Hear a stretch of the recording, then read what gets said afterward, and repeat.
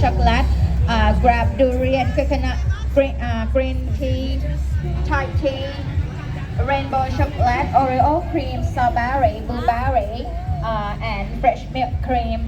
They has promotion today. Normally they sell 3 piece for 60 baht, but if you buy 5 fruit cover with a sugar glass, so just only 60 baht, buy 2 100 baht. ร้านต่อมาค่ะลุงหินคอนดอกสวัสดีค่ะ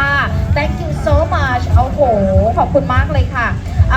สปอนเซอร์รายที่ 1 2 3 4 5 รายที่ 5 ขอบคุณด้วยนะสำหรับลุงหินนะคะโอ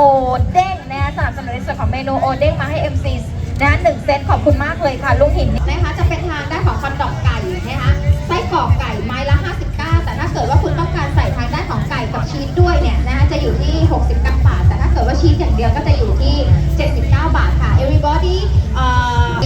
half cheese stick half a chicken sausage that is a 60 baht so we has lot of a sauce that is 60 baht has around 2 piece